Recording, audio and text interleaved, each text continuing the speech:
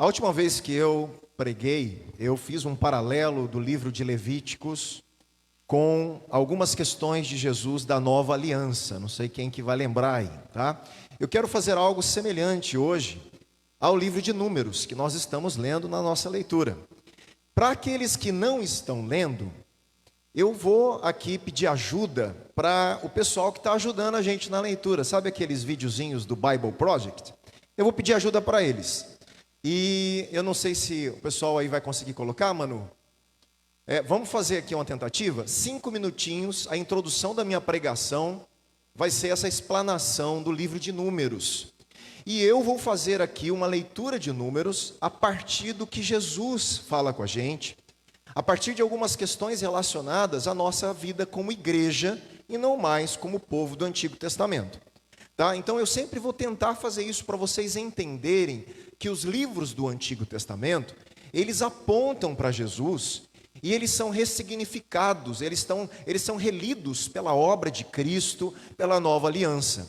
Então, fique bem atento, aprenda isso de todo o seu coração, prenda a sua atenção e nós vamos fazer esse breve pausa aí da introdução. Pode soltar aí, Manu. Deixa eu apagar aqui para vocês verem. O livro de Números costuma ser ignorado, em parte, porque tem um nome muito chato. O que é uma pena. Na tradição hebraica, o nome do livro é Bamidbar, que significa no deserto. É um diário de viagem épico sobre a jornada de Israel pelo deserto ao caminho da terra prometida a Abraão. Essa peregrinação a pé deveria levar apenas cerca de 2 semanas. Mas em vez disso, acabou levando em torno de 40 anos. Que loucura! É praticamente a metade da vida de alguém. Sim, é uma viagem de acampamento muito longa e cheia de histórias interessantes. Mas lembre-se, ajuda muito voltar e começar pela estrutura do livro. Certo. O livro é dividido em 5 sessões. Há 3 localizações no deserto, divididas em 2 viagens que conectam todas as peças.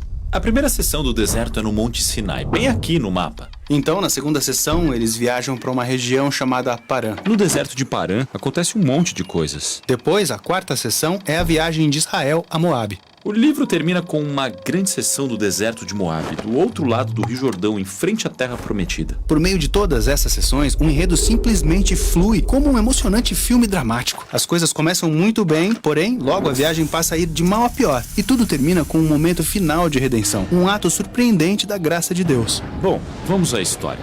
Tudo começa no deserto no Monte Sinai. Já nos familiarizamos muito bem com essa montanha. Sim, se você se lembra, Israel chegou aqui após sair do Egito. E eles fizeram uma aliança com Deus, receberam os 10 mandamentos, construíram o tabernáculo e estiveram nessa montanha por um ano inteiro. E agora eles fazem um censo para contar o número de pessoas enquanto se preparam para sair. Certo, e eles recebem instruções de como organizar todas essas pessoas no acampamento. A presença de Deus no tabernáculo, depois a tribo de Levi e os sacerdotes ao seu redor, e então o resto das tribos ao redor deles. Esse padrão é um símbolo visual de como a santidade de Deus está no centro da existência deles como povo. E eles ouvem que quando a nuvem da presença de Deus se move, eles devem fazer as malas e viajar com ela. Sim, a Arca da Aliança é levada pelos levitas na frente, seguida da tribo de Judá e assim sucessivamente. Essa ordem também é um símbolo de como a presença santa de Deus é o líder e guia deles no deserto. Começamos a segunda sessão do livro com entusiasmo, enquanto eles deixam o Monte Sinai e viajam até Parã. Deus está com eles. Tudo está organizado. A viagem vai ser ótima.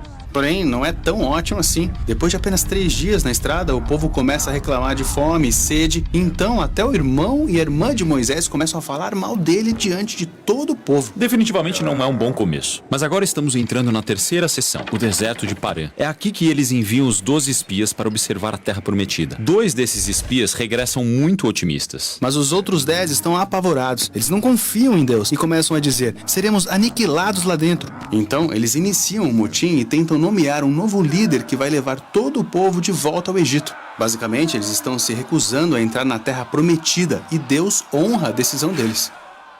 Ele diz que essa geração vagará por 40 anos e morrerá no deserto, e somente seus filhos entrarão na Terra Prometida. Essa história é contada muitas vezes na Bíblia, por diferentes autores. Sim, e sempre serve como um lembrete de que, embora Deus permaneça fiel ao seu povo e suas promessas, Ele honrará as decisões deles. Ele deixará que eles desperdicem sua vida toda se escolherem viver em rebelião. Bom, então a viagem foi um desastre até agora. E fica ainda pior na 4ª sessão, quando viajam a Moabe. Até mesmo Moisés tem um momento de rebeldia e é desqualificado de entrar na terra prometida. Depois tem outra rebelião entre o povo que resulta em um ataque de serpentes. O que torna todas essas rebeliões ainda piores é que a cada passo do caminho, Deus está provendo. Ele vem oferecendo perdão. Ele vinha dando a eles comida, água e uma coisa esquisita chamada maná. É mesmo? O que é aquela coisa? Não faço ideia, mas apesar de tudo isso, eles continuam reclamando e dizendo que preferiam ter morrido como escravos no Egito. Se eu fosse Deus, simplesmente desistiria desse povo. Isso é o que você esperaria, mas é isso que torna a parte final dessa história tão surpreendente. Israel acaba de chegar a Moabe, e o rei de Moabe está assustado com esse grupo tão grande de pessoas viajando por sua terra. Então ele contrata um feiticeiro pagão chamado Balaão para amaldiçoar o povo de Israel. Esse cara pega pesado. Sim, Balaão diz, vou orar ao Deus hebreu e ver o que acontece. E em 3 momentos diferentes ele tenta amaldiçoá-los, mas a cada vez se dá conta que só pode abençoá-los. O mais surpreendente é a última bênção, na qual ele profetizou que de Israel se levantaria um rei vitorioso, e esse rei estaria conectado de alguma forma com a promessa de Deus a Abraão, de abençoar todas as nações por meio da sua família. Então, aqui está Israel se rebelando no acampamento, totalmente alheios ao fato de que lá, do alto das montanhas, Deus os está protegendo e até abençoando. O livro termina aqui em Moabe. Israel está se preparando para entrar na Terra Prometida. Eles voltam a contar todos mais uma vez, assim como foi feito no início. Estão deixando a antiga geração para trás, incluindo Moisés. Mas antes de deixarem Moisés, ele dá a eles suas últimas palavras de advertência e sabedoria. E esse discurso é do que trata o próximo livro, Deuteronômio. Nossa missão no Bible Project é ajudar as pessoas a experimentar a Bíblia como uma história unificada. Quem não tinha visto ainda, esses são os vídeos que nós postamos para o pessoal ler e entender os livros que nós estamos lendo juntos. Então você vê que ele faz um panorama do livro e dá um entendimento geral ali da história, né? E eu quero aplicar um pouquinho essa história e ler uns pedacinhos do livro de Números para vocês entenderem aqui. Lembra que Deus, a história, Deus tirou o povo do Egito, da opressão de Faraó, da escravidão, fazendo milagres. No Monte Sinai, você viu que eles ficaram por volta de 1 ano ali, receberam os 10 mandamentos, as leis, o livro de Levítico foi, diz respeito a todas aquelas leis rituais, o sacerdócio estabelecido, o tabernáculo colocado, e Deus falando, eu quero morar no meio de vocês. Essa é a história. Só que nós vemos que, de repente, na jornada de uma promessa, Deus promete o quê? Uma terra prometida. Nessa jornada, o pessoal começa a avacalhar. E aí que começa a história que nós vemos, algumas queixas de um povo que foi salvo. Gente, atenção, queixas de um povo que foi salvo, que tem uma promessa, mas para chegar na promessa, passa pelo deserto. E durante o processo do deserto, o que Deus esperava desse povo? Gratidão, fidelidade à aliança, obediência. O que acontece de fato? Rebelião, insatisfação. E aí eu quero que, Manu, coloque também a artezinha que eu mandei, para a gente fazer esse paralelo e depois a leitura aí que a gente vai fazer. Para vocês aí visualizarem. Ficou muito pequeno? Dá para ler? Dá? Consegue? Israel, Antigo Testamento. Igreja, Novo Testamento. Antigo Testamento, primeiro ponto ali que eu coloquei. Deus salvou o povo da opressão de Faraó e do Egito. Salvou de forma extraordinária, poderosa. A igreja, ponto. Deus salvou a igreja da opressão do pecado, do engano de Satanás, da serpente, dos poderes malignos, da condenação eterna, da ira de Deus, deu salvação, vida eterna. Jesus salvou a igreja, amém?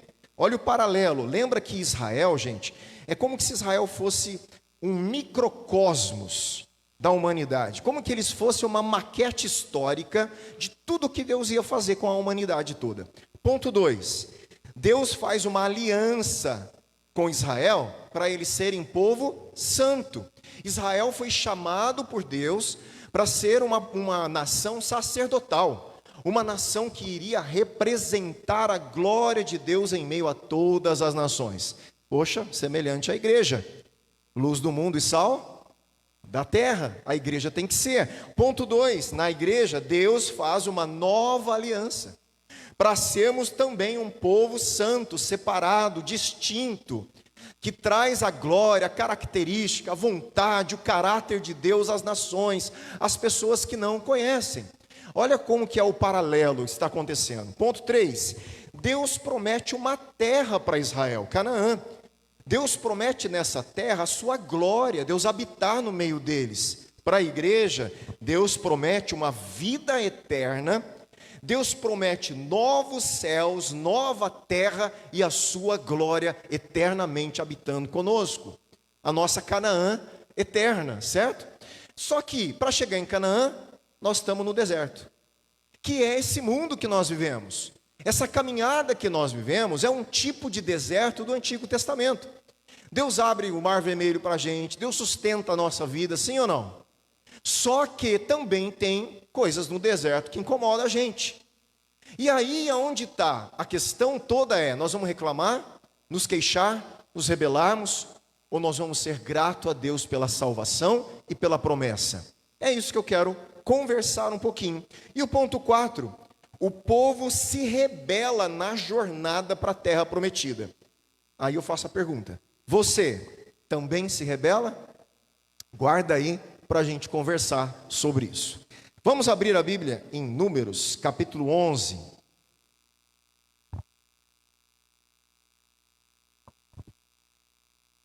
Eu não vou ler todas aqui, mas nós temos aqui 3 queixas, 3 pontos importantes. Eu quero ler uma delas que diz respeito justamente ao estômago, né? Quem não gosta de comer aí, gente? Quem gosta de comer? Eu gosto de comer, né? E a comida é uma coisa boa, uma dádiva de Deus. Só que toda dádiva de Deus pode se tornar um ídolo, você sabia disso, né? Por isso que um dos pecados, né, é a glutonaria. Porque quando o nosso ventre governa a nossa vida, aquilo virou um ídolo. Olha só, onde eu vou chegar aí. E o nosso ventre, eu estou dando spoiler, ventre aqui, estômago, não é só uma questão relacionada à comida, é uma questão relacionada aos desejos e apetites da carne, que eles são, alguns, eles são legítimos. Mas quando eles nos governam, eles nos tornam escravos e nos distanciam de Deus, e muitas vezes murmuramos por causa deles. E é isso que está acontecendo aqui. Quer ver? Números capítulo 11, versículo 4 em diante. Lá no deserto, e o populacho que estava no meio deles veio a ter grande desejo. Fala comigo, desejo. Só que o desejo que eles tinham era de comida dos egípcios. Eles foram salvos da opressão de Faraó, de escravidão. De repente viram o mar se abrir, viram Deus no Sinai, aquele encontro que você teve com Jesus, sabe? De repente, no momento da sua vida, você olha para trás e fala, mas estou sentindo saudade do passado. Sentindo saudade do bar, da bebedeira. Que eu chegava em casa, brigando com a mulher, sabe aquela vida lá que você tinha? A pessoa começa a sentir saudade daquilo, que eu era livre lá. Livre? Você era escravo do seu desejo. As pessoas acham que a liberdade era fazer aquilo que ela queria, e acham que Deus proíbe a gente fazer as coisas. Aí a gente não entende que a nossa liberdade está em ser servo de Cristo, como eu tenho falado. E as pessoas, não, mas lá antigamente eu fazia o que queria, porque lá Deus, você fazia o que você queria ou você era escravo daquilo? Então no final da noite você dormia com o seu coração cheio, feliz e alegre, ou batia o vazio? Quantos aqui tem essa experiência? Aí você busca para preencher o vazio numa balada, busca numa coisa, busca, né, num descompromisso, né, num sexo sem compromisso, sem casamento, sem aliança, busca na bebida, nos vícios para preencher algo, e de repente aquilo só te escravizou, só acabou com a sua vida. Jesus encontrou você, você foi liberto do poder do Egito, do pecado. Só que aí na sua caminhada você começa, mas está difícil. Tá difícil, porque é lá no passado. Que lá no passado, meu irmão? Lá no passado você era escravo. Lá no passado você estava oprimido. Lá no passado você estava vazio. O que você está querendo comer? Comida do Egito? Pelo amor de Deus. E eles ofendem a santidade de Deus aqui profundamente, esse povo. E é isso que eu estou falando, tomara que não seja a nossa história. Olha só os contrapontos que eu fiz. No versículo 4, vamos continuar. Também os filhos de Israel começaram a chorar outra vez, dizendo: quem nos dará carne para comer? Meu irmão, no deserto, Deus levando eles para uma terra prometida. Deus trazendo maná do céu para os caras não passar fome no deserto. Roupa crescendo junto com os membros, porque não tinha loja, shopping para comprar roupa. Sapato não se crescendo e não se desgastando. Eles olhando tudo isso, começam a reclamar porque não tem carne. Você não faz isso não, né? Entende onde eu estou chegando? A gente olha para a sua vida, olha para o que Cristo fez, para o que Ele te deu, olha para a dádiva do Filho, da eternidade, da promessa eterna, e de repente você começa a olhar para o que você não tem e reclamar. Meu irmão, pelo amor de Deus, é uma ofensa ao nosso Senhor, é uma rebelião, é um coração do jeitinho dos israelitas. Você está entendendo? Né? Medita e reflete, né, a sua vida aí. E eles vão continuar no versículo 5. Olha só o que eles falam. A gente lembrou dos peixes, né, que a gente comia, estava comendo maná, estava com o olhão lá na carne, no peixe, né, do Egito, hein, gente? Comíamos, olha só, de graça no Egito. Que de graça? Eles eram escravos. Eles comiam para trabalhar para o faraó, para construir o reino do faraó. Que comia de graça o quê? Eles não tinham sonho, não podia ter sonho próprio, não podia construir as casas deles, não podia adorar o Deus deles. Que de graça. Aonde está a memória desse pessoal que esqueceu a da vida que eles vieram? E é assim alguns crentes, a gente esquece do lugar onde Deus tirou a gente, do destino eterno da onde fomos salvos, meu irmão. Então preste atenção, versículo ainda 5. Que saudade, olha lá, saudade dos pepinos do Egito, né? Dos melões, dos alhos silvestres. Parecia que eles estavam num paraíso lá no Egito, né? Desse jeito, parece um paraíso. Das cebolas, do alho. Mas agora a nossa alma está seca. Ô dó, né? Seco, escravidão, Deus lá aquecendo os caras no deserto, dando nuvem durante o dia para o sol apaziguar, guiando. Meu irmão, onde estava esse povo com a cabeça? Falta de gratidão a Deus, ingratos, profundamente ingratos, por olhar aquilo que não tem, né? Eu sempre falo, eu falei uma vez aqui, falo algumas vezes para meus filhos, né? Na minha caminhada, várias coisas para Simone, várias vezes. Você sabe quando o ser humano dá valor ao que tem? Quando ele perde. Gente, isso é trágico, é uma tragédia isso que eu estou falando. Quem dá valor a uma perna? Quem não tem uma. Quem dá valor a um prato de arroz e feijão? Quem não tem, porque quando você come todo dia e vê um pouquinho mais de sal, a gente reclama.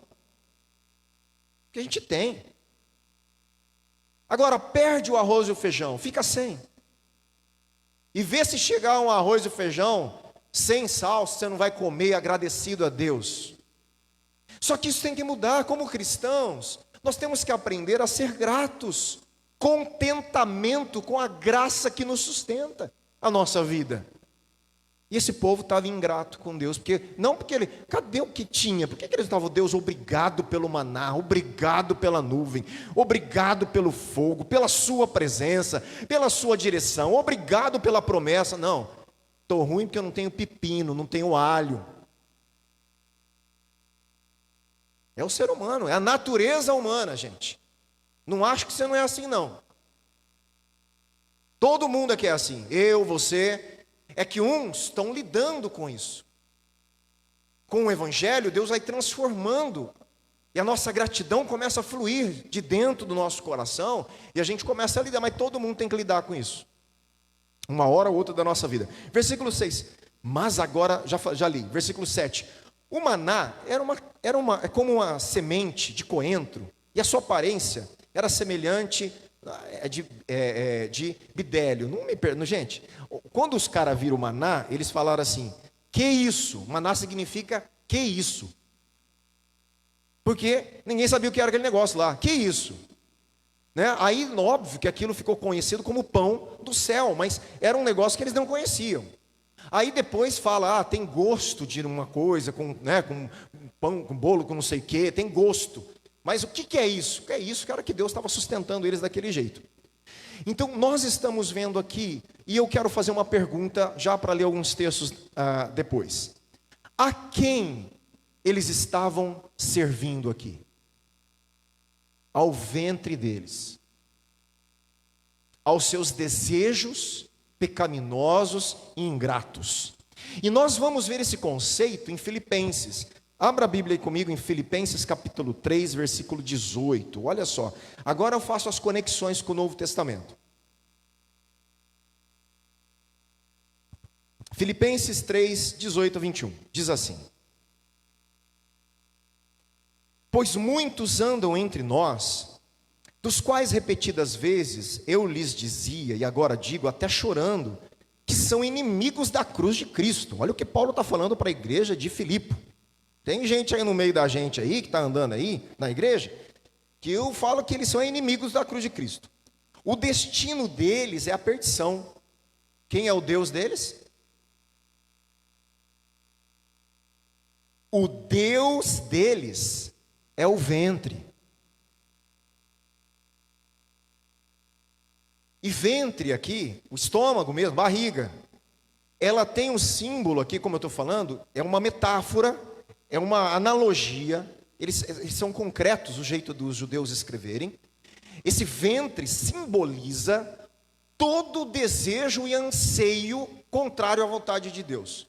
O Deus deles, eu podia traduzir, são os seus próprios desejos carnais, seja de comida, seja de outros desejos que são contrários à vontade de Deus. O Deus, quem domina eles, não é a vontade de Deus, é o ventre, são os desejos carnais. Isso direciona a vida deles. É o que estava acontecendo com esse povo lá no Antigo Testamento e aqui no Novo Testamento. Olha lá, vamos continuar. E a glória deles está naquilo de que deviam se envergonhar, visto que só pensam nas coisas terrenas. Cristão que está na igreja só pensa nas coisas terrenas. Cuidado, você está pisando no lugar errado. Você só vem na igreja e vive a sua vida pensando somente nas coisas terrenas, o teu ventre está governando você. Porque um cristão pensa nas coisas terrenas, mas busca em primeiro lugar o reino de Deus. O nosso coração, as nossas prioridades, elas são afinadas com a vontade de Deus. Vimos aqui várias pregações do Pai Nosso.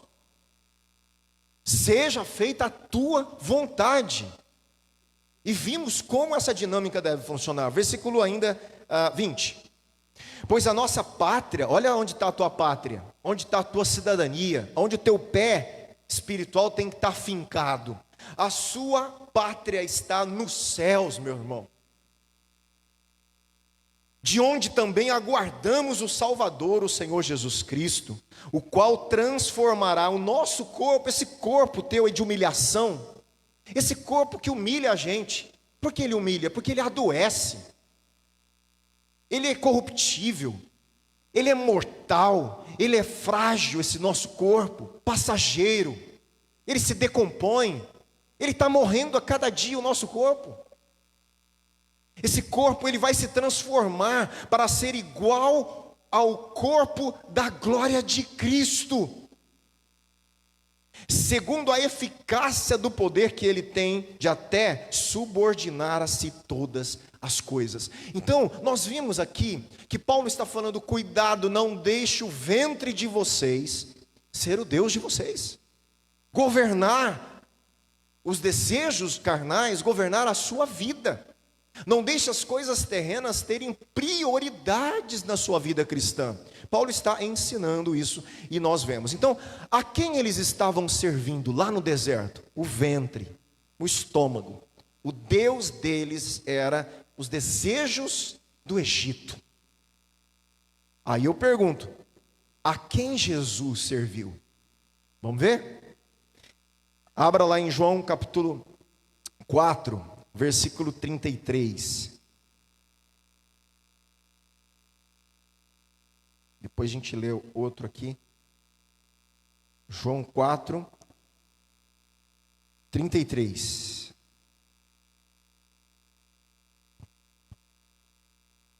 Vamos ler daí para diante. Vamos fazer o seguinte, começa do 25 aí, que a gente já... Não, 4, 33, depois a gente volta lá. Vai para o outro. Isso, 33. Olha lá. Então os discípulos começaram a dizer entre si: será que alguém lhe trouxe algo para comer? Eles estão perguntando, né, sobre Jesus. No caso aqui do encontro de Jesus com a samaritana e tal, e de repente ele toca em um assunto, os discípulos não entendem. Versículo 34, Jesus lhes declarou, presta atenção: a minha comida consiste em fazer a vontade daquele que me enviou e a realizar a sua obra. O que abastece a minha existência, Jesus está falando, não é a comida dessa terra, é fazer a vontade do meu Pai. Meu irmão, quem já teve a experiência que eu vou contar aqui, sabe o que eu estou falando. Eu já fui para casa, né, nós pastores, agora menos do que já, inclusive fica aqui, né, uma indireta para a igreja, pode chamar a gente para comer na casa dos seis, eu vou. Mas eu já fui muito na casa das pessoas, que chamam a gente para tomar um café, jantar. Eu morei na casa de pessoas, né? E de repente as pessoas chamam a gente para ir lá comer, e a conversa, ela vai para onde? Para a Bíblia, né? O pastor está lá, aí começa a falar da Bíblia, tal, tirar... Sabe o que acontece? Está todo mundo comendo, né? A Simone ainda fala assim: você não come direito, come em casa, porque você não vai comer na casa dos outros. Porque eu começo a falar de Deus, e eu gosto de comer, hein, gente? Né? Eu gosto de comer. Mas aquela comida de falar do reino de Deus, ela me satisfaz mais. E aí eu perco a oportunidade, talvez, de comer o que eu gostaria, o tanto que eu gostaria, né? Algumas vezes dá para conciliar, graças a Deus. Mas o que eu estou dizendo é que tem alguns momentos que eu já vivi em várias situações, que eu não comi. Eu fui chamado para comer e eu não comi. Por quê? Porque aquilo que estava alimentando o meu espírito é o falar da vontade da palavra de Deus. Eu saí de lá cheio de Deus. Jesus está ensinando isso.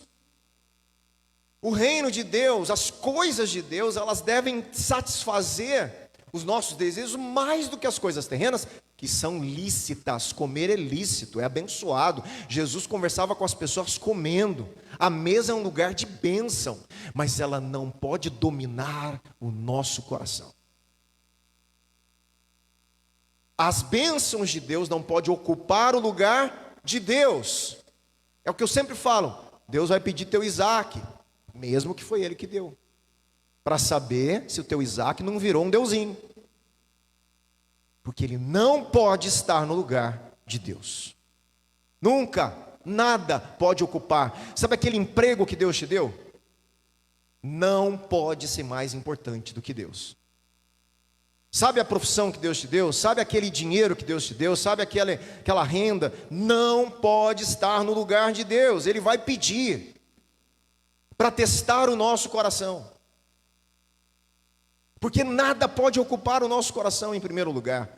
Nada pode governar a nossa vida a não ser o próprio Deus. E aqui ainda, então olha só, a quem Jesus servia? A vontade do Pai, não ao seu ventre. A minha comida está em fazer a vontade do meu Pai.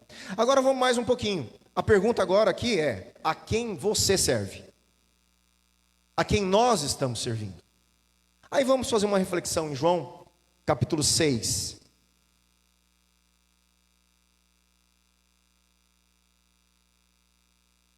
Versículo 25 em diante.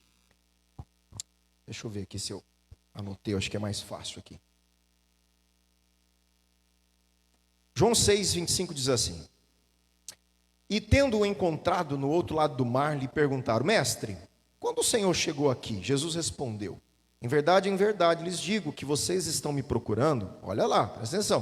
Vocês estão atrás de mim, não porque vocês viram sinais, mas porque comeram os pães e ficaram satisfeitos.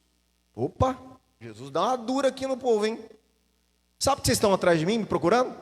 Querendo saber onde eu estou? Por causa do pão que eu dei para vocês comer. Por causa do ventre de vocês. Porque eu alimentei vocês. Porque eu mato a sede de vocês. Vocês estão atrás de mim por interesse. O que está governando vocês irem atrás de mim é o ventre de vocês, não é a vontade do meu Pai. Jesus está mostrando que esse povo está do mesmo jeito que o povo do deserto, buscando Jesus por causa do seu ventre. Meu irmão, o que tem de gente na igreja buscando Jesus por causa do ventre, do estômago, dos seus desejos egoístas? Quantas pessoas nós temos na igreja que vêm para a igreja só para consertar um problema na vida? Só. Aí ela vem, sabe o que Deus faz? Deus é tão gracioso, Deus dá o que as pessoas pedem. Só que isso, gente, às vezes, eu vou terminar talvez tentando falar isso, como eu já falei, isso às vezes é um castigo de Deus. Deus dá o que você quer, às vezes Ele está te castigando. Como assim? Calma, segura lá que eu vou te mostrar o porquê. E aí, tem pessoas que vêm, Deus responde, dá o que a pessoa quer, a pessoa agradece, fica toda feliz. Ao invés dela falar assim: agora eu vou servir a Deus de todo o meu coração, agora eu vou servir no ministério, eu vou buscar a vontade de Deus, ela vai embora da igreja, porque ela já conseguiu o que queria. Já viu gente assim? Nós pastores conhecemos essas coisas, esses causos. Vou contar uns causos. O que ela veio buscar? Não foi Deus, mas foi o ventre dela. Jesus está falando isso: vocês estão atrás de mim por causa do ventre de vocês. Só porque eu satisfaço os desejos carnais, básicos de sobrevivência de vocês. Vocês estão atrás de mim por causa disso. E o que eu tenho para vocês é muito maior do que isso. Vamos prosseguir. Versículo 26, Jesus respondeu: em verdade, lhes digo que vocês estão me procurando, não porque viram sinais, mas porque comeram os pães e ficaram satisfeitos. 27, e ele dá um conselho: trabalhem não pela comida que se estraga, mas pela que permanece para a vida eterna. No que você está gastando toda a sua energia, tempo, pensamento? Somente para as coisas terrenas? Jesus está falando: trabalhem não pela comida que se estraga. Ele não está contra, gente, pelo amor de Deus, ele não está contra o serviço, o trabalho, a sobrevivência, não é isso. Sempre a Bíblia está lidando com questão de prioridades. Ele sabia que todo mundo tinha que trabalhar, comer. Jesus não está desconsiderando a vida do dia a dia. O que ele está dizendo aqui são questões de prioridades. Trabalhem não pela comida que se estraga, mas pela que permanece para a vida eterna, a qual o Filho do Homem dará a vocês, porque Deus o Pai o confirmou com o seu selo. 28, então lhe perguntaram: que faremos para realizar as obras de Deus? Jesus respondeu: a obra de Deus é esta, que vocês creiam naquele que Ele enviou. 30, então eles disseram: que sinal o Senhor fará para que vejamos e creiamos no Senhor? O que o Senhor pode fazer? 31, nossos pais, aí o povo fala para Jesus: lá nossos pais, eles comeram, nossos pais comeram maná no deserto, como está escrito, deu-lhes a comer pão do céu. Jesus lhes disse: em verdade lhes digo, que não foi Moisés quem deu o pão do céu para vocês. Quem lhes dá o verdadeiro pão do céu é meu Pai. Porque o pão de Deus é o que desce do céu e dá vida ao mundo. Então lhe disseram: Senhor, então, dá sempre desse pão para a gente, O povo querendo comer, gente. O povo não entendeu nada até agora. O povo está querendo comer. É simples assim. Jesus está falando o seguinte: você entendeu a lógica? Jesus dá um sinal para a gente aí, comida de novo, hein? Comida, o povo estava querendo pão. Lá no deserto, Deus deu um maná para eles. Jesus, o que você vai fazer para a gente? Não foi Moisés que deu o pão do céu. Foi o meu pai. E o pão que ele deu, olha lá, ele é um pão que dá vida para o mundo. Aí o povo, então, Jesus, é esse mesmo, esse pão aí que a gente quer. Vamos comer. Né? O povo não estava entendendo. E às vezes na nossa vida diária também não entendemos. Jesus está falando que ele é o pão que satisfaz a existência do ser humano. E ele vai declarar, versículo 35, Jesus respondeu, aqui frustra todo mundo, né? Eu sou, é como se assim, seus cabeção, vocês não entenderam ainda. Eu sou o pão da vida. Quem vem a mim jamais terá fome. E quem crê em mim jamais terá sede. Meu irmão, a fome e a sede que Jesus mata é a fome e a sede existencial. Pessoas que estão vazias, desejando algo e não encontram, insatisfeitas com a vida, sem saber o sentido da vida, para onde vão, o que são, desejosos, vazios, famintos por algo que não sabem, tentando satisfazer a si próprio em coisas dessa terra, e cada vez que se satisfaz, fica mais vazio. Eu assisti um filme uma vez, contei esses dias para um amigo meu que estava pedalando, que estava falando sobre Deus, e aí eu contei esse filme para ele, que a gente estava falando de desejos, e eu não sei o nome do filme, faz muito tempo que eu assisti esse filme. Era de um grupo de caras muito ricos na sociedade, extremamente bilionários, trilionários. Os caras tinham dinheiro para comprar e ter tudo que eles queriam, mas sabe que é tudo? É uma utopia, né? Um filme utópico, ou não, né? Deve ter gente assim, mas era uma ficção.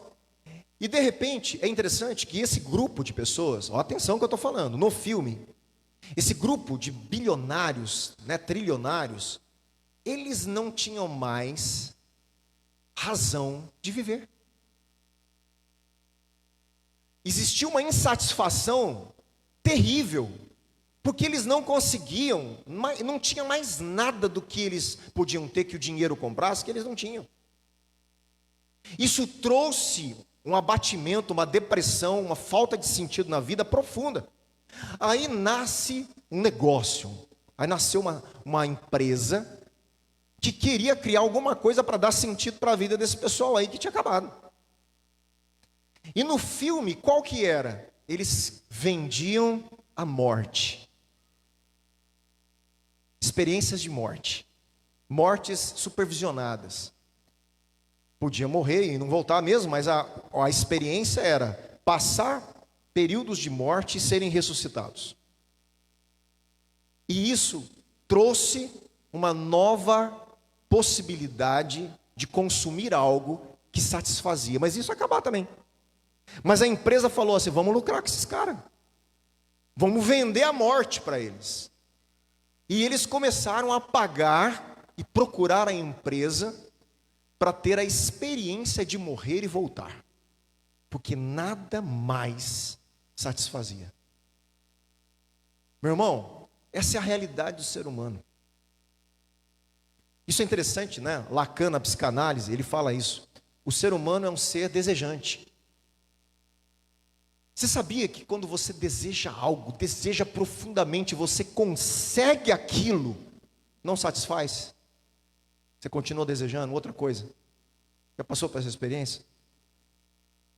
Por quê? Porque esse desejo profundo existencial, só o pão da vida pode saciar. É o que Jesus está falando. A fome existencial e a sede profunda do ser humano, só eu posso fazer isso. Não é maná, não é pão, não é nada nessa terra, não é bebida, não é o sexo, não é imoralidade, não é o bilionário, não é o mundo de dinheiro, nada vai satisfazer vocês. Existe algo que só eu posso dar. Meu irmão, se a gente não entender isso, a gente não entendeu ainda o que é e quem é Jesus Cristo.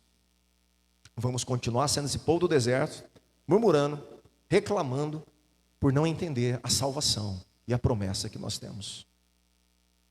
Reflita isso profundamente essa noite.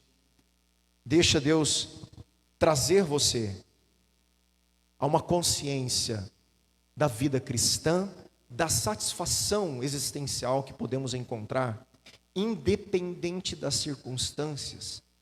Paulo diz que ele conseguia um contentamento, uma felicidade, na hora que ele estava passando necessidade, mas na hora que ele estava em abundância. Imagine momentos de profunda necessidade e o cara está contente, satisfeito em Cristo.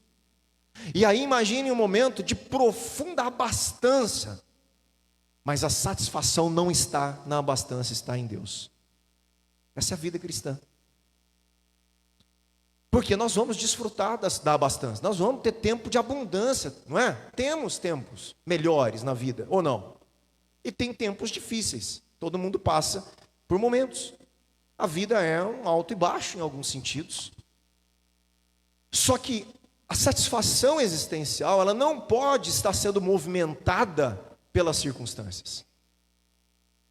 Nós cristãos temos que movimentar a nossa existência, a nossa satisfação, a partir do pão que desceu do céu. Jesus, nosso Senhor, aquele que ressuscitou, que promete a Canaã eterna, vida eterna, permanente, um reino de paz, justiça, alegria. Desejamos essas coisas profundamente, além das coisas da terra.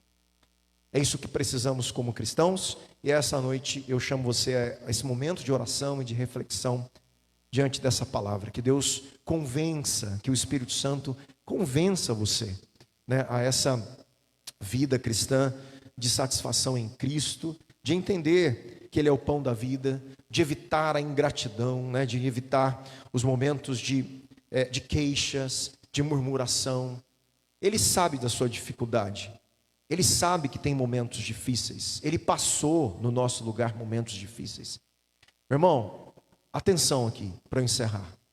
O Deus que você serve é chamado na Bíblia de homem de dores, que sabe o que é sofrer. Nós não sabemos o que Jesus sofreu na cruz. Ele sabe o seu sofrimento. Ele conhece a nossa dor. Ele se identificou com as maiores dores e injustiças da humanidade. Ele sabe o que é ser esbofeteado, cuspido, envergonhado, injustiçado, torturado, crucificado. Ele sabe o que é isso. Nós servimos um Deus que sabe a nossa dor, e que venceu a dor com o perdão, com o amor e a ressurreição. Ele sabe, e Ele espera de nós a mesma atitude dele: servir a Deus, amar a Deus sobre todas as coisas, e acreditar que para a gente também tem ressurreição. Irmão, essa vida é cristã. Se engaje nisso. Engaje-se numa vida cristã consistente com a nossa igreja local. Participe, meu irmão. Não perca as coisas que estamos fazendo aqui para você crescer. Hoje tivemos um estudo. Quem estava no estudo de manhã aí? Meu irmão, profundamente impactante hoje para todo mundo, para mim inclusive. Estudando Apocalipse hoje, né, a Lu, graças a Deus, Lu, que bom que você trouxe o texto. É bom, né, a gente, essas coisas ficarem e trazer à tona. Mas quantas reflexões profundas que eu não consigo repetir em alguns lugares. É ali, acontece ali, passou. A unção, a presença de Deus, aquilo que Deus estava me agraciando, refletir de manhã, eu não consigo reproduzir de novo, daquela forma. Passou. Quem não estava ali perdeu. Pastor, mas você não consegue falar? Eu até consigo, mas meu irmão, a graça de Deus naquele momento, só se Deus fizer de novo. Eu não consigo mexer no coração de vocês se Deus não fizer isso. Eu não consigo ter clareza naquilo que eu estou explicando e a palavra de Deus saltar ao seu coração se Ele não fizer. E às vezes Ele faz num momento e não faz em outro, que eu posso falar a mesma coisa. Não perca, meu irmão, o que a nossa comunidade está buscando de Deus. Seja um participante ativo. Se envolva nos cultos de domingo, se envolva nas mulheres, se envolva nos PGs, se envolva no estudo bíblico, se envolva, participe nos jovens, se envolva em projetos, crie, né? Nós vamos ter depois, daqui uns dias, um Ministério de Libras funcionando, as questões jurídicas, né? Se envolva, fala assim: pastor, onde eu quero trabalhar, eu quero estar junto, eu quero ajudar. Se envolva, doe do seu tempo, do seu coração, doe-se. Tudo isso para a glória de Deus e abençoando a nossa comunidade. Em nome de Jesus, eu chamo vocês a isso essa noite, amém? Vamos colocar em pé, vamos orar, agradecer a Deus.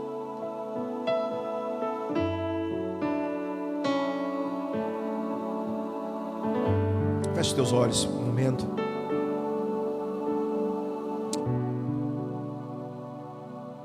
Feche os olhos e assim, não se distraia, só por um momento.